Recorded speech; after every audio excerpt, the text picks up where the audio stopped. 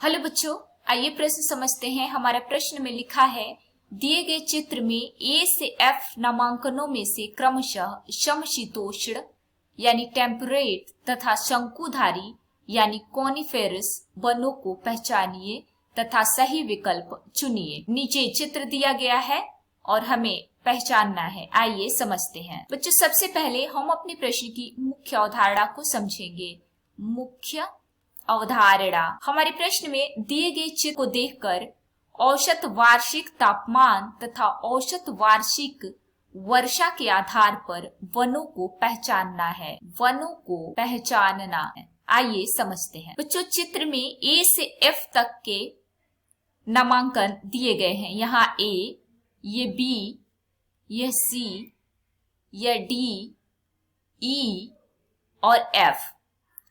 अब हमें इन बिंदुओं पर औसत वार्षिक तापमान तथा औसत वार्षिक वर्षा के आधार पर वनों को पहचानना है। पहला है ए।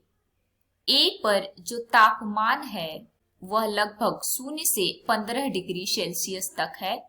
0 से 15 डिग्री सेल्सियस। तथा जो वर्षा है वह 50 सेंटीमीटर के लगभग है। चूंकि यहाँ वर्षा बहुत कम है इसलिए यह एक रेगिस्तान वन होगा। रेगिस्तान वन। बात करें बी की, तो बी पे जो तापमान है, बी का तापमान 0 से 20 डिग्री सेल्सियस तथा वर्षा लगभग 100 सेंटीमीटर। बी बिंदु पर वर्षा लगभग 100 सेंटीमीटर, इसलिए यह घास का मैदान है। घास का मैदान। सी बिंदु पर तापमान लगभग 20 डिग्री सेल्सियस तथा वर्षा लगभग 450 सेंटीमीटर है, इसलिए यह बिंदु ट्रॉपिकल वन को दर्शाता है।